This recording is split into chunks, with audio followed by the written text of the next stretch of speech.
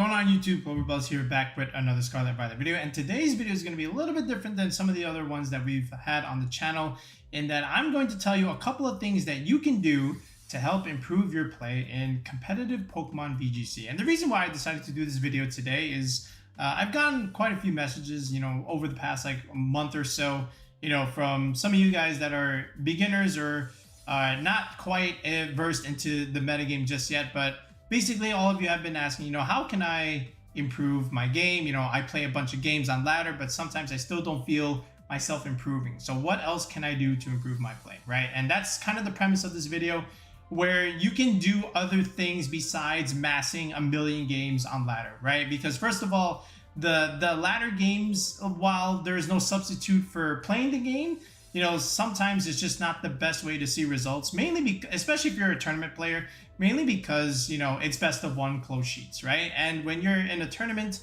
and trying to play best of three, first of all, it's best of three, not best of one. So you're going to have to learn this idea of making adjustments. And, this is like a whole nother video where like, best of one versus best of three. But the other thing is like, again, closed team sheets versus open team sheets, right? Which is, again, another topic to discuss for later on. But besides playing, just a bunch of ladder games, what else can you do to improve your play in VGC? And that's the question I've been getting quite a bit lately, and that's why I decided to do this video. And again, I'm going to mention these things, but these are in no particular order whatsoever.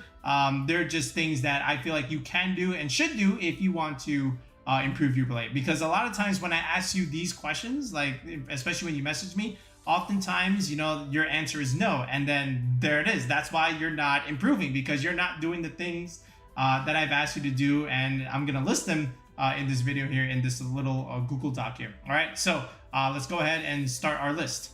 Okay, so one of the things you can definitely do to help yourself get better is just to what I like to call absorb content, right? And what that means is you go on YouTube, you go on Twitch, and you find content creators that are playing competitive Pokemon VGC, especially the well-known top ones that have been around for a long time, and then you watch them, right?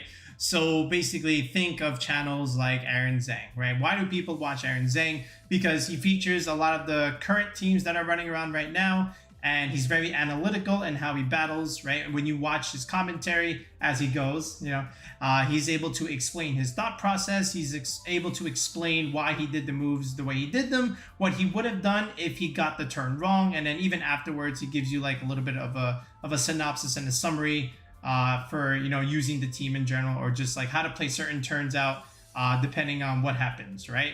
And that's why people watch Aaron Zhang. He's very, very methodical in his approach into battling. But basically, that's what he gives you, right? A bunch of high-level battles that you can learn from.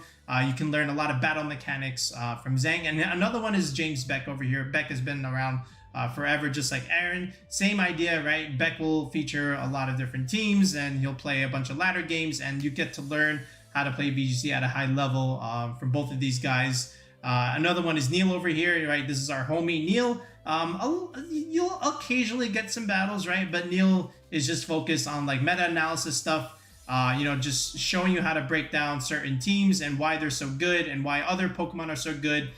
Some certain tech choices, as far as like why, these teams are doing so well, basically the whole meta-analysis shebang, right? And Neil's been kicking butt lately, so definitely check him out if you haven't done so already. He also does like some pretty good team building stuff as well, just like us. So you should definitely also watch Neil. Moxie Boost is another one. Marcos, he does some other videos like some lore stuff, which is actually pretty cool. But in terms of like VGC, same thing. He'll do like some good battles here, and then he'll do a little bit of team building. Then he'll do a little bit of meta analysis, like, basically think of like a little bit of Neil, a little bit of Zhang and Beck all in one, and you can find him either on Twitch or YouTube. So, definitely another person that you can definitely check out. And there's a few more that, I just can't think of off the top of my head. But again, the idea is you want to pick certain creators to watch for specific things, right? Like if I want to watch Neil, I'm not going to watch him for battles because he doesn't really do too much battles. He does the occasional stuff, as we say, with battles, but he's more about meta-analysis. If I want to watch like more battles and absorb as much content for battles as possible, then I'm going to watch like Zhang and Beck. And then, again, there are a few more, like even Moxie Tournament. And then for some people even watch me for like team building stuff. Yeah, sure, you can definitely do that as well. But the point is, you want to absorb their content, learn from them in terms of what they have to offer for the game, right? So let's just go ahead and just add a couple bullets here. Again, just in terms of where's that bullet point here? Yeah, there it is. So let me take away the bullets. So watch content creators and learn from them.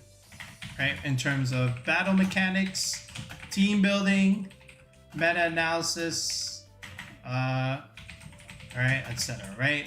Okay, and again, like we said, pick specific channels to watch for the above listed, right? And we listed a few already. So just definitely, I mean, these are like the popular guys, so I'm sure most of you know them already. But yeah, that's the first thing. And that's how I kind of got into VGC, right? I found all these channels on YouTube and I was looking to try and get better. I was looking to see what was running, rampant throughout the meta. I was looking to see some insights on how to build certain teams. And I found these channels and they helped me a lot. So that's what you guys should be doing. Some of you already do this already. In fact, I think all of you do this already. So that's very, very good. So let's move on to the second thing.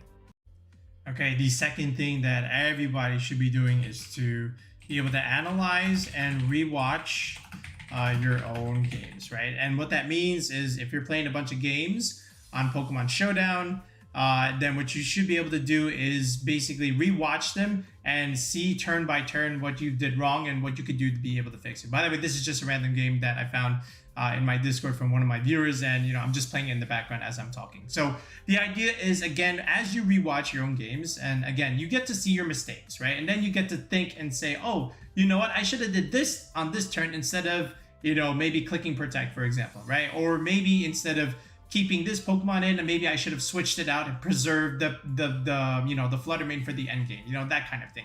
It's always very helpful to watch your own games, and also not only that, let somebody else watch your own games and ask for feedback, and then see if they had any advice for you on what you could have done better as well. That always helps, right? And I always say, like, networking is very important in this game, right? Because sometimes you just can't do this by yourself. You're gonna need some help, which will be one of the other things we'll discuss later on our list. But in terms of, like, again, for gameplay, this is just something that you got to be able to do, right? So, like, again, just learning from your mistakes by watching your games. And again, I'm not just saying like ladder games like what I'm showing here. Like, if you're able to just see your games from best of 3, like what you did in game 1 as opposed to like what adjustments you did or could have done in game 2 and or game 3, that's important. And a lot of times, when people ask me, how can I get better, or what, I don't feel myself improving, one of the questions I always ask is, do you rewatch or break down your own games? And a lot of times you guys say no. And then I feel like that's very important practice in terms of what you can do on your own to be able to, self-improve. You got to be able to look at what you're doing in general and just say, you know what, either my play is not great over here, or the team I'm using is not good, or there's some aspect of the team that I'm using that, maybe can be replaced or reworked, so this way I can beat this matchup. And the only way to know that is to rewatch your own games and see that. So again, save your replays and just look at them and see what you could have done to play a little bit better. All right, so that's what we're gonna do over here for our list. Again, analyze and rewatch your own games. The main thing is to ask questions, right? That's always the first thing that you want to do when you're analyzing your game, right? Ask questions. Why did I do this play on this particular turn? What could I have done better? All right. How should I have adjusted in games 2/3? Just like in general, like just a bunch of questions that you could have, asked, right? That's what you have to do. You have to ask questions. That's the only way you're going to learn. All right. And then, of course, learning from your own mistakes to play more optimally in the future. That's the whole premise, and that's the whole point of analyzing your own gameplay, right? So definitely do that. It's good practice, okay? Okay, another thing that you can do, again, third thing, but again, no in particular order, is like what we were saying with number 2, is getting that friend group, right? Networking with the VGC community. Okay, establish a friend group, right? That's very important. So like, for example, I'll look over here to Ryan over here, Sableye VGC. We featured him on the channel a couple weeks ago. We were just on his channel a couple videos ago, so check him out if you haven't done so already. But look at this. Again, the whole idea with networking and building is you need that friend group. Okay, why? Because if you can build together, if you have similar play styles, then another pair of eyes is very good. They can see things that maybe you can't see, right? Especially when you're trying to play a certain team and you're struggling with a certain matchup, and then you're just asking yourself, why am I struggling? I don't know the answer. Maybe somebody else can help me. Let me ask a couple friends here. Maybe they can see something that I don't see. That's the idea. All right. And they also give you a buddy to have best of 3 practice with, right? Because again, like we said, ladder is not the best way to get results that you need, because if you're trying to play in tournaments and if you're trying to improve your play there, the ladder is not going to help you. So you need best of 3 practice, right? And maybe you just don't have time to enroll in some of the online tournaments, right? You don't have 8 hours to sit and go through 8 rounds of Swiss, and that's okay. Maybe you can just find a friend here or there that you can just quickly do some best of 3 practice with, and then get the results that you need. You can practice and practice and practice with them. So this way they can give you feedback, right? Because when you're playing in these tournaments, you're not getting feedback there from someone. You're just playing other people, right? It might be your friend, of course, but that's a whole nother discussion for another time. But getting that friend group, getting that feedback, getting that help in terms of team building, and getting that practice and constructive criticism is always very much appreciated in your VGC play, right? So that's what we're gonna add here. So like we just mentioned, good for team building. Good for team building, right? Another pair of eyes, oops, let me move this down a little bit, is always great. Okay, they can see things that maybe you can't see. Good for BO3, best of 3 practice, right? Because ladder best of 1 is not accurate for tournament prep, right? Unless you're doing like global challenge stuff, but again, that's a whole nother discussion for another time.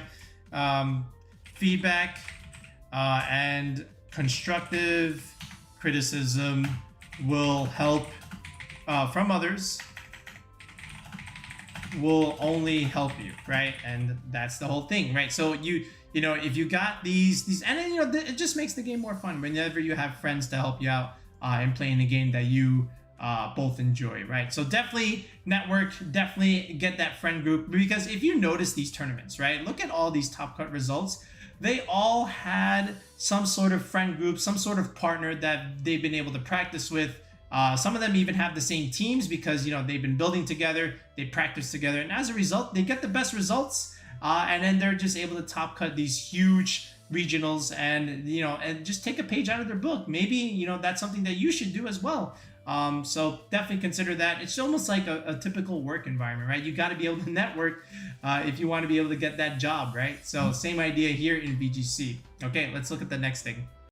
Okay, another thing that you can do besides analyzing your own play, like we said in number 2, is for number 4 here, is to be able to analyze tournament results, right? And sometimes you might just be able to just watch some content creator to be able to do this, right? They can just condense everything in like a 30-minute video. All right, or you can just look at them yourself, right? And where are some of these results and tournaments that you can find where you can analyze them? You can look them up on the Limitless website, right? You can do Victory Road. Their website also has some tournaments as well. And then even Twitter has them. They have tons of tournaments with results, right? You can see what the meta is like, observe, right? Common trends, tech options, best teams, all right, etc. Right? So basically, for example, if I go into the Limitless website and I click tournaments here, for example, we just had the 220 plus person Nino Pokebros tournament. I can see what are some of the top cut teams. I can see some of the more commonly used Pokemon. I can look at their sets, right? So for example, this one looks like Garchomp Balance with Tyranitar over here. That's doing relatively well. It's not the only kind of balanced team. You can find some others like this one over here with Tinglu, Gyarados, and Fluttermane. Same idea. Again, you can look at the results, the items, particular moves that these guys are using, and then just some weird or tech options that maybe you might not be able to find, but can have some good play. Like for example, this team over here, also another top cut team. It features Braviary and Stonejourner. So again, this gives you an idea of like some niche Pokemon that can work if they're put on the right team. Okay, and then just from there, maybe you might be able to see and be like, oh, okay, this is what's doing well. Or I'm interested in a Dondozo team. What does a strong Dondozo team look like that is running around right now? You might be able to just pick this one right here. This was the highest Dondozo team. So it features Dondozo Tatsugiri with a Chiyu Iron Bundle back engine, right? So that's maybe something that you can also borrow and consider in your own team building and in your own play. Or if you're just interested in something like, oh, I don't know, I'm interested in a rain team. What are some like possible teams that could feature rain? Then you see a Pelipper here, and then you click it, and you say, oh, okay, so this is a team that can use rain and utilize it a little bit better than what I was trying to do. So maybe you can take a page out of this person's book. But the whole idea is you're able to see these results and look at them and see what are some of the top teams in Pokemon being used. Like I said, Twitter is also another good resource. We're on it right now. This is the Victory Road website on Twitter. Victory Road page on Twitter, I should say, where again, you can see, again, they just had another April challenge. You can see these top cut results. You can see what won. You can see some common trends, what is winning and what is top cutting, some common Pokemon here. So for example, I can see a lot of balanced teams. Once again, right, balanced teams are the theme right now in Regulation C. So that makes a lot of sense. I can see a couple of Talonflame teams for hyper offense. So it makes a lot of sense there. So, just gives you some idea as to like what the meta is like right now. In addition to being able to, analyzing your own gameplay, you got to be able to analyze the meta as well. All right, let's go on to the next thing.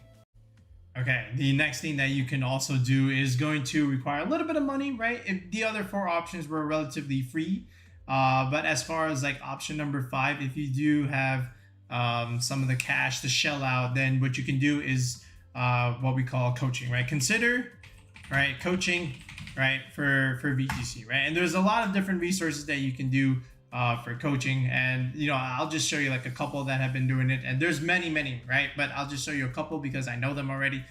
For example, if you go on Neil, one of our homeboys, again, he has a Patreon here where you can just sign up and get coaching here. You get access to his teams, some high-level play from his videos if you're able to join his Patreon, and then he'll also help you out with your battle content, help you improve your battle skills and mechanics. You can definitely consider Neil. Another one you can do is our friend Olivia, who we also featured on the channel. I know it says $10 here, but I believe their rate is now $20, but still very, very affordable. Same idea, again, just help you with your gameplay, help you build a solid team, analyze your gameplay, help you improve from there in terms of your mechanics. Another one that I've done coaching with in the past, right, is Azulite over here. Very, very good coach.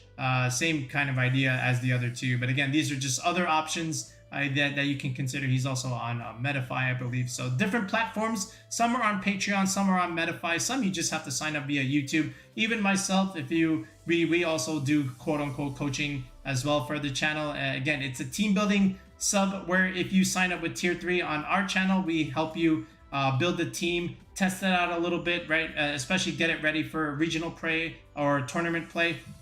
Okay, and if you check every single video in the description, there is a link to join the channel with the tier 3 sub, right? So these are all different examples of coaching. But again, just getting that mentor to be able to look over you and oversee your play and help you improve as time goes on goes a long way. And if you notice in certain tournaments, a lot of these players, they get coaching, and as a result, they're able to improve, in more ways that they would not have been able to do by themselves, right? So that's what we're going to show here. Mentor guidance, all right, and then can help you prep for tournaments, help you team build, right, around an idea, and analyze your own gameplay and help improve mechanics, right? Whether it's best of 1, best of 3, right? Some draft league, etc., right? But again, the idea is coaching, right? So these are the 5 things that you can do, right? So either you can get coaching, you analyze tournament results, you can get that friend group going within the VGC community to help you build and help you do best of 3 practice and give you some feedback and constructive criticism. Watch your own gameplays, right? Especially if it's on Showdown, you can play a bunch of games relatively quickly and see what you could have done and done better when you're able to in hindsight look after the fact, right? And of course, being a student of the game and watching content from those that have been playing the game for a very, very long time, proven players that have established channels and whatnot, specifically whether they're for battling, team building, meta analysis. You pick the ones for those specific things relative to VGC. But again, these are all very, very good players that you should be watching, and being able to learn from them is only going to help you, right? So there's one other thing that I also want to say in terms of the hidden item as far as to what else you can do.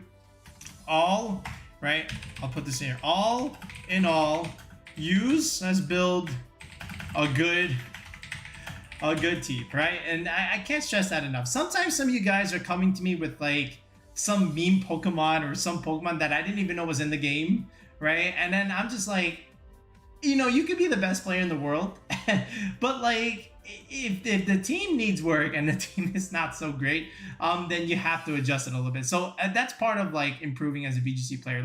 There's only so much you can do and so far you can get if you're not using the right Pokemon. So all in all, use a good Pokemon and then you will be fine in terms of your progression, right? But if you're trying to use Eviolite Jigglypuff, then there's only so far you can get with that, for example, right? So all in all, that's the unwritten rule. Use a good team as well, right? And then you might have a discussion as far as well, what makes a good team?